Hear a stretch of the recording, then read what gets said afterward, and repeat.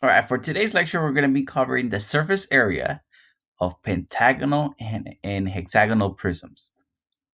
What I mean with that is that the bases, the top and the bottom, are either going to be pentagons or hexagons, which basically means polygons are 5 or 6 sides, and then the rest are going to be rectangles. So let's take a look at question number 9. The instructions for today are find the surface area. So I see question number 9.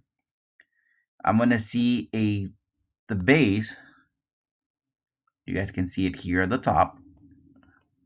This case has 6 sides. You guys can see it here at the bottom as well.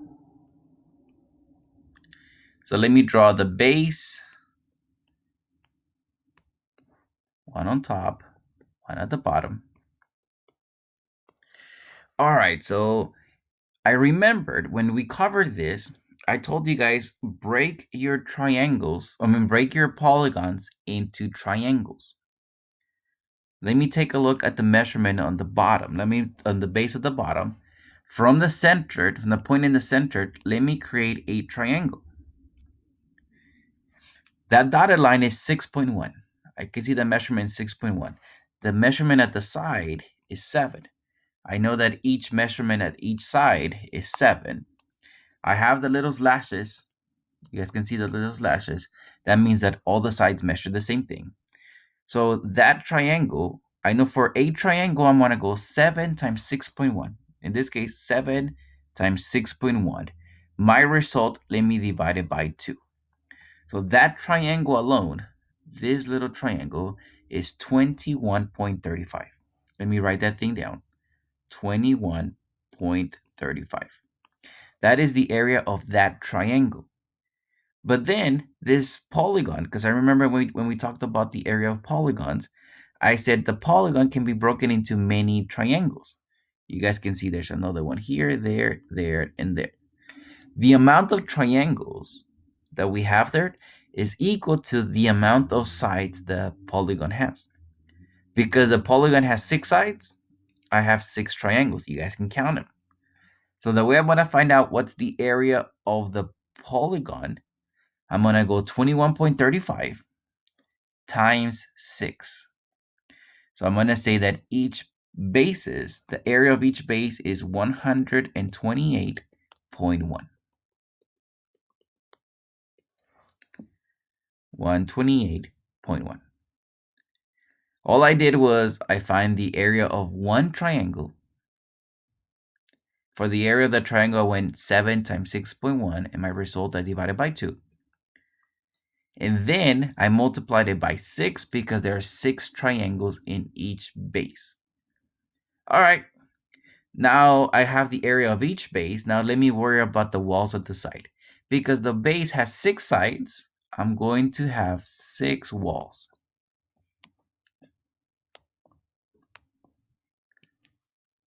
Now the measurement of each wall on the polygon, it's going to be 7. Now the height, the number that has nothing to do with the bases, is 11. So the way I'm going to find out how much is each wall, I'm going to go 7 times 11. Each of my walls happens to be 77. The walls in this case, they're all the same length. Okay. I'm going to add everything up now. This case, let me start by adding the walls because it's the same number. I'm going to go 77.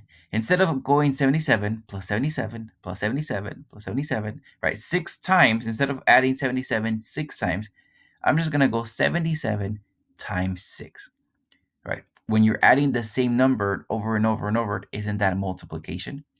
So I just went 77 times 6. That gave me the walls plus the 2 bases. So let me start again. I'm going to go 77 times 6. That gives me 462 plus 128.1 plus 128.1 again. I added 128.1 twice because I have 2 bases, right? I see the 128.1, I see it twice. So my result here should be 718.2. Let's take a look at question number 10. You can see the base on the top. It has 5 sides. You can see the base at the bottom. It has 5 sides. So let me draw the bases as the best as I can.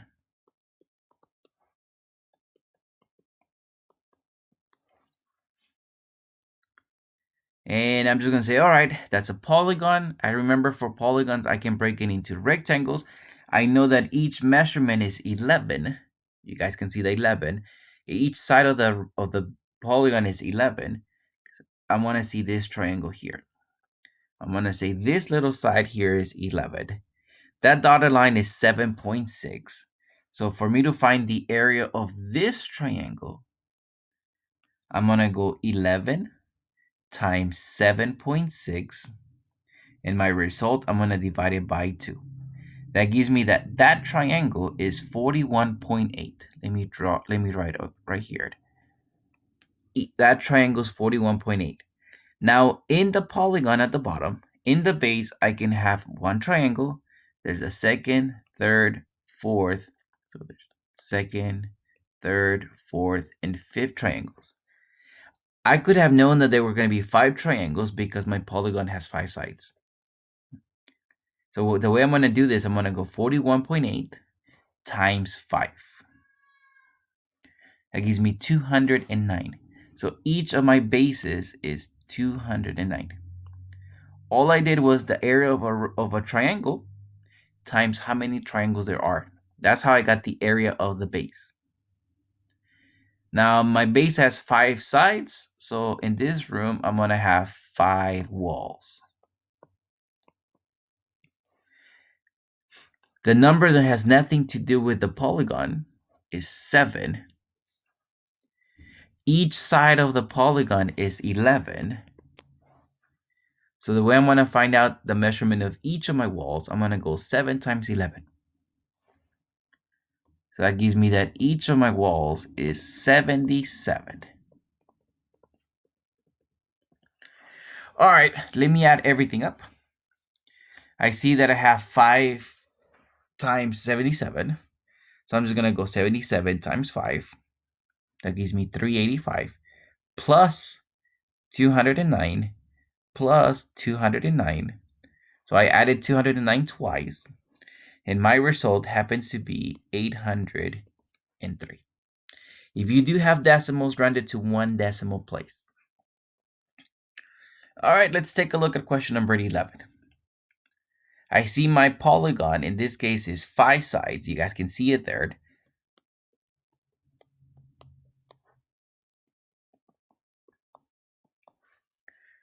I know that each side of my polygon is 9.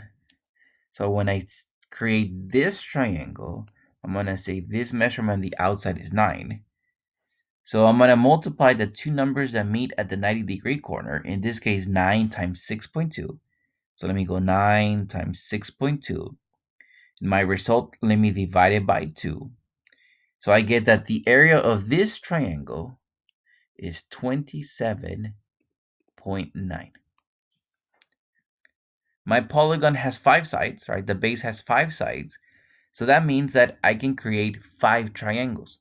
So the way I'm going to find out the area of that polygon, I'm going to go 27.9 times 5. That gives me 139.5. Each of my bases here is 139.5. All right, that base, that polygon has 5 sides. So I will be having 5 walls. Like say if this was a room, if the ceiling and the floor has 5 sides, I have 5 walls at the side. Let's assume they're all rectangles, they're the same length. Now, the way I'm going to find out the area of each of my walls, I see the number that has nothing to do with my bases. In this case, 6. I know each side of the base is 9. So I'm going to go 6 times 9. That's going to be each side of my wall. Each wall going to be 6 times 9. So that gives me 54 for each of my walls. All right, let me add everything. I see 54 5 times. So I'm going to go 54 times 5 plus 139.5 plus 139.5, and that gives me 549.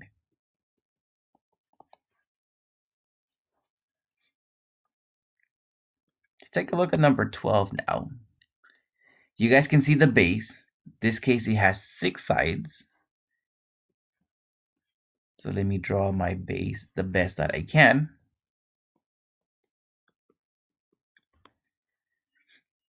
I notice that each side of my base is 8. So I'm going to say this side at the bottom is also 8. I see my triangle here. The two numbers that meet at the 90-degree corner is 6.9 and 8. So I'm going to go 6.9 times 8. And my result, let me divide it by 2. So I find out that this little triangle is 27.6. My polygon has 6 sides. That means that I'm going to have 6 triangles. So the way I'm going to find the area of this polygon, I'm going to go 27.6 times 6. So 27.6 times 6. That gives me 165.6. Each of the bases is 165.6. Now the base has 6 sides. That means I have 6 walls.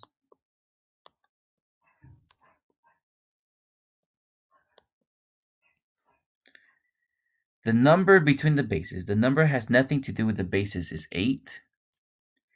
Each side of the base is 8. So let me multiply those two numbers, 8 times 8. That means that each of my walls is 64.